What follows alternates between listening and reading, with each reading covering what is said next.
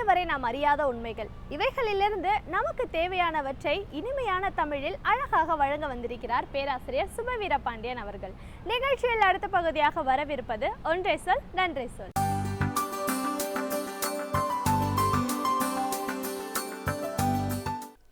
அனைவருக்கும் வணக்கம். எழுத்தாளர் மஞ்சை வசந்தன் எழுதியிருக்கிற சம்பிரதாயங்கள் சரியா என்னும் நூலை சென்னை தியாகராய நகரில் இருக்கிற தாமரை பதிப்பகம் வெளியிட்டிருக்கிறது.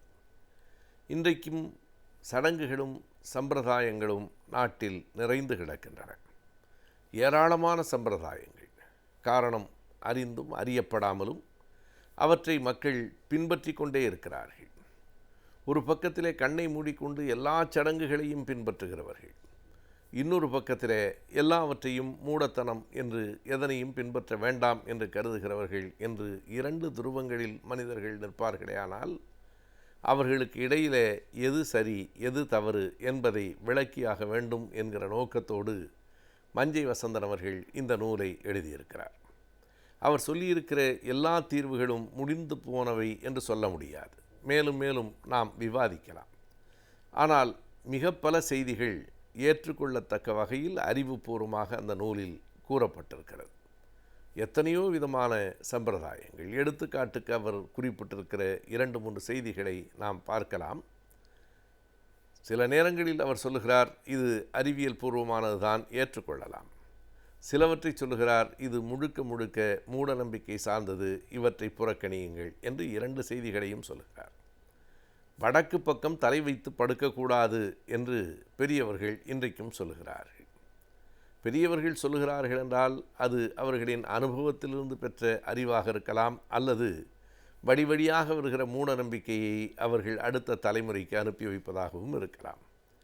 ஏன் வடக்கு பக்கம் தலை வைக்கக்கூடாது, இவையெல்லாம் மூடத்தனம் என்று வடக்கிலே தலை வைத்து படுக்க வேண்டாம் என்று மஞ்சை வசந்தன் சொல்லுகிறார். திசைகளிலே என்ன இருக்கிறது? திசைகளிலே தான் காந்தம் இருக்கிறது. நாம் பார்க்கலாம், எப்போதும் எந்த ஒரு காந்தத்தினுடைய துகளையும் நாம் அப்படி சுழற்றி விட்டால் கூட அது சுழன்று கடைசியாக வடக்கு பக்கம் நோக்கித்தான் இருக்கும். எந்த ஒரு இரும்பை சுழற்றினாலும் அது அந்த காந்தத்தினுடைய முனை வடக்கு பக்கத்திலே தான் போய் நிற்கும். அது மட்டுமல்லாமல் நம்முடைய வரைபடங்கள் எல்லாவற்றிலும் கூர்ந்து கவனித்து பார்த்தால் ஒன்று தெரியும், மேலே ஒரு அம்புக்குறி இருக்கும். அந்த அம்புக்குறி வடக்கு பக்கத்தை தான் குறிக்கும். எந்த வரைபடத்திலும் மேலாக இருப்பது வடக்கு. எப்போதும் எந்த காந்தமும் நோக்கி நிற்கிற திசை வடக்கு. எனவே வடக்கிலே காந்தம் இருக்கிறது. பூமி என்பது இந்த காந்தமும் இரும்பும் ஒன்றை ஒன்று ஈர்த்து கொள்வதைப் போல. காந்தத்தினுடைய குணம் எதிர் துருவங்கள் ஒன்றை ஒன்று ஈர்க்கும், ஒரே துருவம் ஒன்றை ஒன்று விலக்கும். இதுதான் அந்த காந்தத்தினுடைய இயல்பான செயல்பாடு.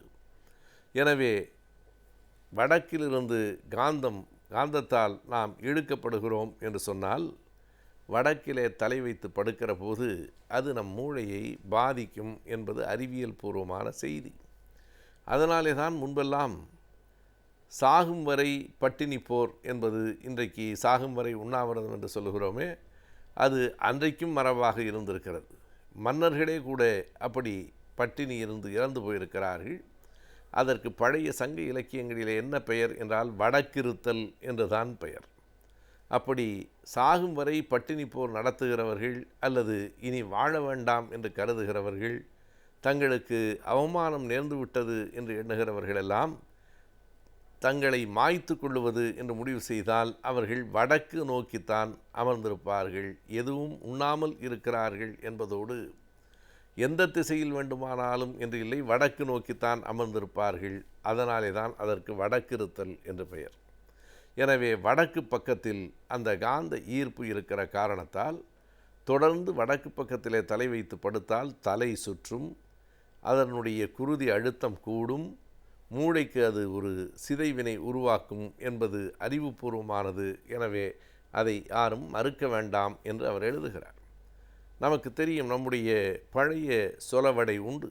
எப்படி படுக்க வேண்டுமென்றால் உத்தமம் கிழக்கு, உயிர் வளம் தெற்கு, மத்திமம் மேற்கு, மரணம் வடக்கு என்று சொல்லி போயிருக்கிறார்கள். கிழக்கு பக்கத்தில் தலை வைப்பது தான் உத்தமம். காந்த திசைக்கு எதிர் திசை. உத்தமம் கிழக்கு, உயிர் வளம் தெற்கு, தெற்கிலே வைப்பதும் நல்லது. மத்திமம் மேற்கு, மேற்கிலே வைத்தால் மிகப்பெரிய கெடுதலும் இல்லை அல்லது நன்மையும் இல்லை. ஆனால் மரணம் வடக்கு என்று சொல்லி இருப்பதை அறிவியல் பூர்வமாக நாம் பார்க்க வேண்டும் என்று கூறுகிறார். இப்படி எத்தனையோ சம்பிரதாயங்கள் நம்மிடத்திலே இன்னமும் இருக்கின்றன.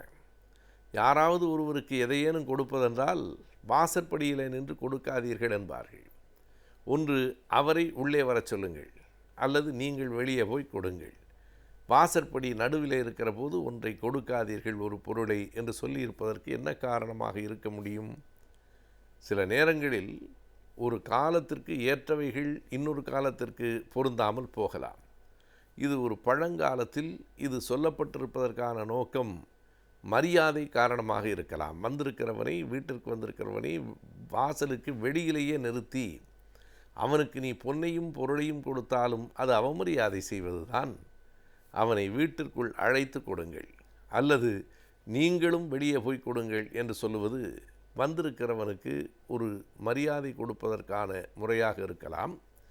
அல்லது வாசற்படி இடையிலே இருக்குமானால் கொடுக்கிற போது தட்டி விடுவதற்கான, கீழே விழுந்து விடுவதற்கான வாய்ப்பு இருக்கிறது என்கிற எச்சரிக்கை காரணமாக இருக்கலாம். ஆனால் இன்றைக்கு அதனை அப்படியே நடைமுறையில் நாம் பயன்படுத்த வேண்டும் என்று இல்லை. மஞ்சை வசந்தன் ஒரு எடுத்துக்காட்டை மிக நன்றாக சொல்கிறார். சின்ன கடை வைத்திருக்கிறார்கள்.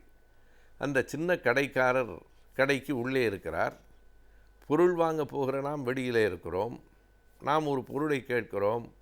அவர் அந்த படி தாண்டி வந்து கொடுப்பதில்லை, அல்லது நம்மை கடைக்குள் அழைப்பதும் இல்லை. இன்றைக்கு வந்திருக்கிற பன்னோக்கு கடைகள், சூப்பர் மார்க்கெட் என்று சொல்லுகிறோமே, அதனுடைய இயல்பான நிலை வேறு.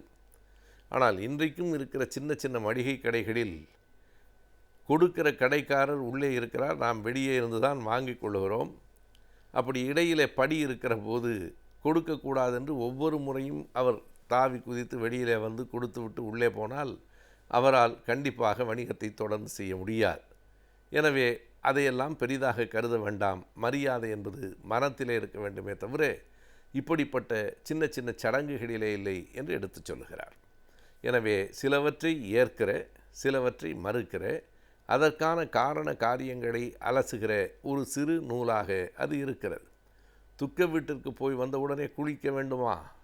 எல்லோரும் குளிக்க வேண்டும் என்பதில் கவனமாக இருக்கிறார்கள். அந்த ஆடைகளையும் கூட துவைத்து விட வேண்டும் என்று நினைக்கிறார்கள். இது அறிவியல் பூர்வமானதா என்றால், முன்னொரு காலத்திலே மிக பெரும்பான்மையாக நோய்களுக்கு இறந்து போனவர்களை, அந்த இறந்து போனதற்கு பிறகு அந்த உடல்களை மூடி வைப்பதற்கான கண்ணாடி கூடுகள் எல்லாம் இல்லை. இன்றைக்கு இருப்பது போல அந்த ஐஸ் பெட்டிகளெல்லாம் இல்லை. எனவே அப்போது அந்த நோய் கிருமிகள் தொற்றக்கூடும் என்கிற அச்சத்தின் காரணமாக எச்சரிக்கையாக அது சொல்லப்பட்டிருக்கலாம். இன்றைக்கு மாரடைப்பால் ஒருவர் இறந்து போய்விடுகிறார் என்றால் அது ஒன்றும் தொற்று நோய் கிருமியாக வந்து பார்க்கிறவனை ஒட்டி கொள்ளாது. அது மட்டுமல்லாமல் இன்றைக்கு மிகவும் சுகாதாரமாக மருத்துவ ரீதியில் நாம் கண்ணாடி பெட்டிக்குள் வைத்து விடுகிறோம் என்பதால் துக்க வீட்டிற்கு போய் வந்த உடனேயே குளித்து விட வேண்டும் என்கிற சாஸ்திரம் பழையது. இப்போது அது கண்டு நாம் அஞ்ச வேண்டியதில்லை. அப்படி உடனே குளிக்க வேண்டும் என்று எதுவும் இல்லை என்பதையும் மஞ்சை வசந்தன் எடுத்துச் சொல்கிறார்.